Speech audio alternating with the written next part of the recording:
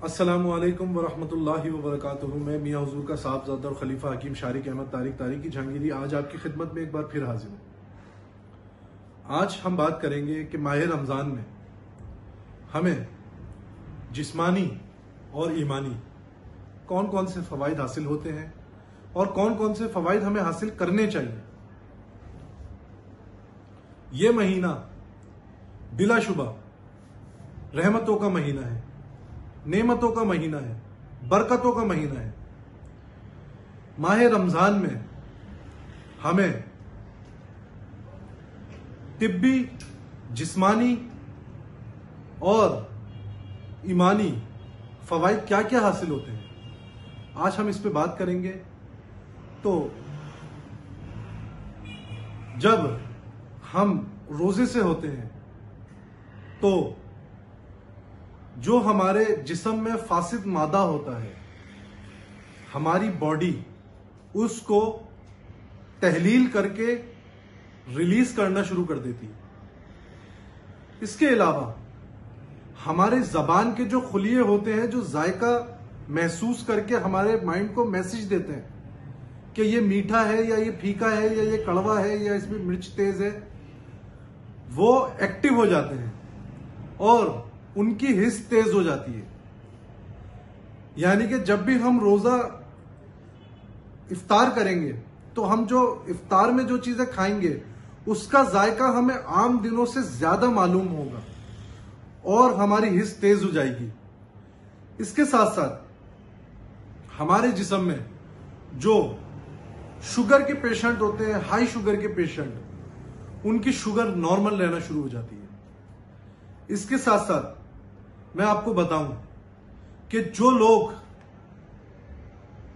सलूक की राह पे चलना चाहते हैं, जो लोग रूहानियत की राह पे चलना चाहते हैं, रूहानियत सीखना चाहते हैं, अमलियात सीखना चाहते हैं या फिर सलूक की राह पे चलना चाहते हैं, उन लोगों के लिए ये महीना बहुत कीमती है।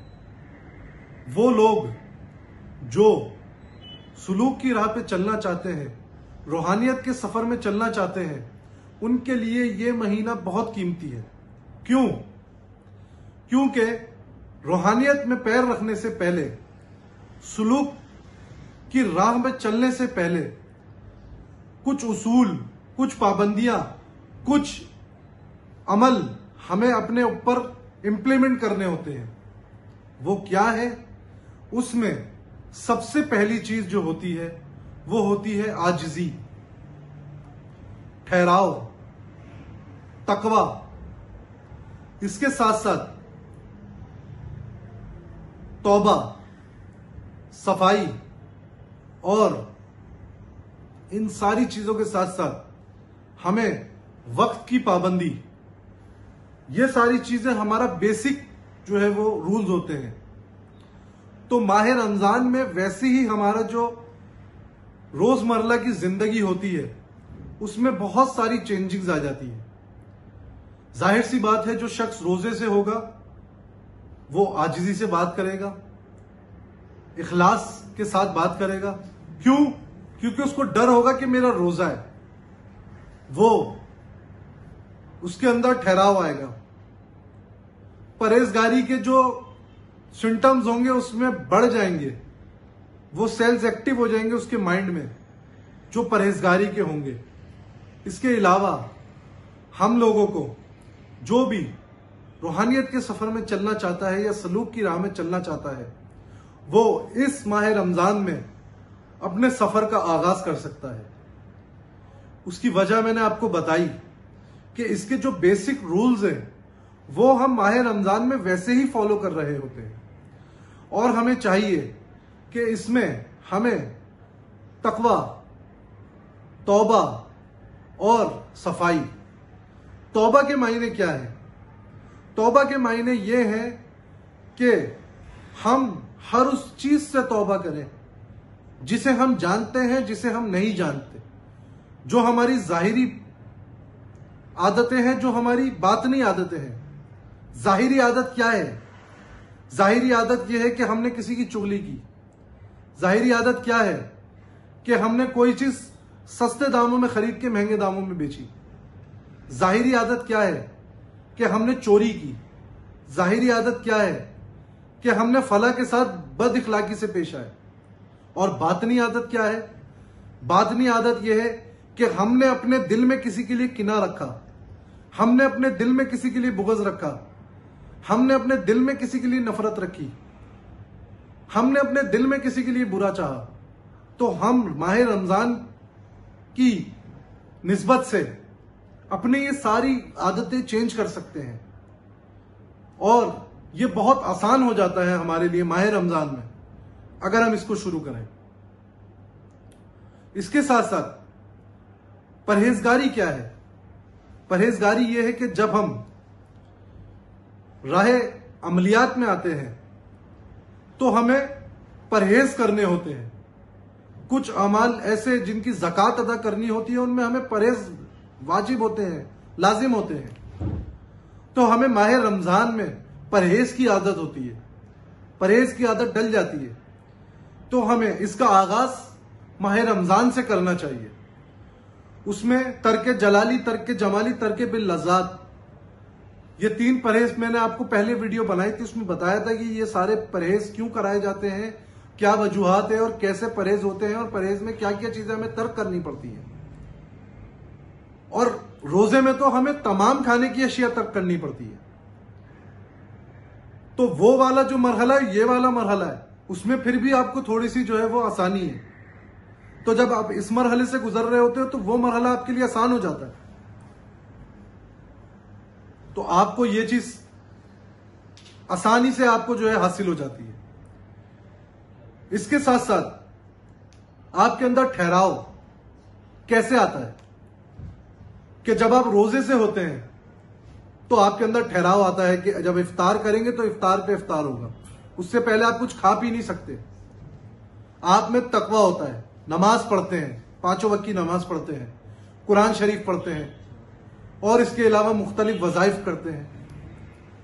तो आप खुद ब खुद इस तरफ जो है वो रागिब हो जाते हैं और खुद ब खुद इस तरफ आ जाते हैं। थोड़ा सा अपने माइंड को आपको मैसेज देना होता है कि सिर्फ बस अब ये वाली राह इख्तियार करनी है। तो ये सारी जो चीजें अमलियात में, रूहानियत में, सुलूक में जो करवाई जाती हैं, जो बेसिक रूल्स हैं, ये सारे तो हम रमजान में एक आम आदमी भी कर रहा होता है। तो जो शख्स चाहता है कि इस राह पे चलने की कोशिश करता है, नहीं चल पाता, तो उसके लिए ये बहुत आसान तरीका है कि वो रमजान में इस रंग में रंग जाए कि रमजान में वो तकवा कर रहा है, रमजान में वो परहेज कर रहा है, रमजान में वो लोगों से इखलाक के साथ पेश आ रहा है, रमजान में उसके अंदर ठहराव है, रमजान के अंदर ही वो तौबा कर रहा है, रमजान के अंदर ही वो सफाई कर रहा है। सफाई किस चीज की? सफाई अपनी नफ्स की, अपनी सोच की, अपनी जबान की, अपने कल्ब की। इन सारी चीजों की सफाई आप कैसे कर सकते हैं? इन सारी चीजों की सफाई आप सिर्फ और सिर्फ जिक्र खुदाबंदी के तवस्सुल से कर सकते हैं कि आपका जो ईमान हो वो इतना पुख्ता हो कि इंशाअल्लाह मैं इसमें कामयाब होऊंगा, मैं ये सब करूंगा तो मेरा खुदा बहुत रहमान है, बहुत रहीम है, वो मुझे ऐसे नहीं छोड़ेगा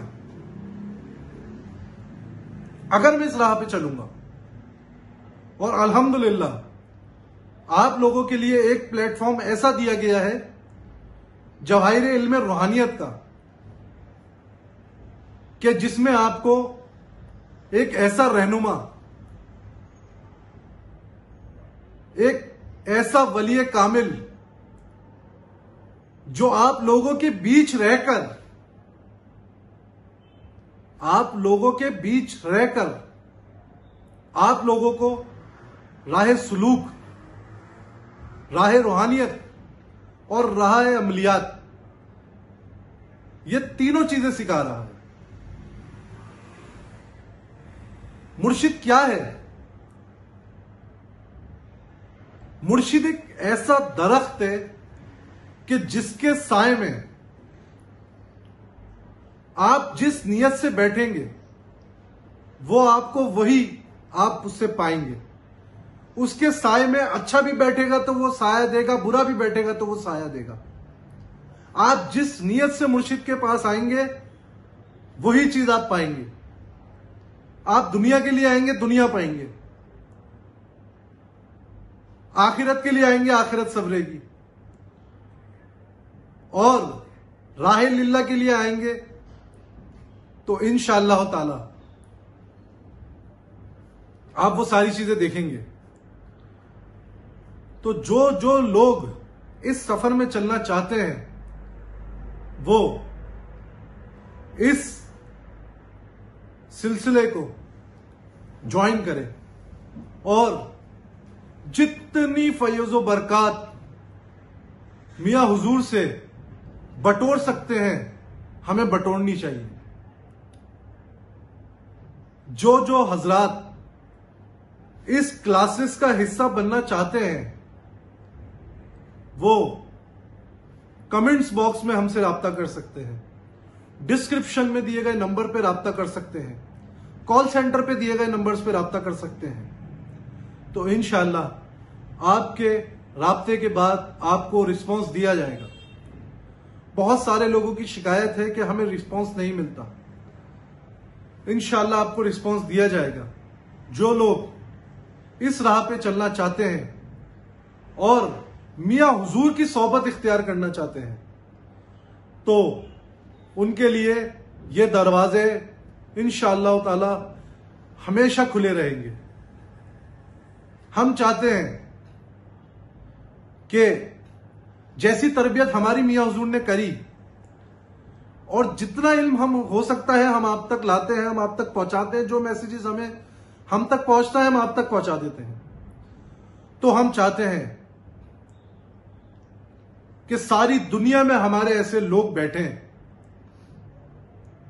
जो खल्क की खिदमत करें, जो लोगों के लिए आसानियां पैदा करें, जो लोगों में शऊर बेदार करें और लोगों को इन चीजों से, यह बड़ा मोतबर जो है शोबा है, लोगों ने इस शोबे को खराब कर दिया है। यह इतना मोतबर शोबा है कि अगर आप इस शोबे में आएंगे तो आपको दुनिया का कोई शोबा पसंद नहीं आएगा, कोई शोबा आपको मजा नहीं आएगा किसी में। यह शोबा ऐसा है, लोगों ने इस शोबे को खराब कर दिया है। यह बहुत मोतबर शोबा है। यह शोबा ऐसा है कि जिसने कामिल मुर्शिद को पा लिया उसने गोया रब को पा लिया। मुर्शिद के तवस्सुल से, मुर्शिद की निस्बत से।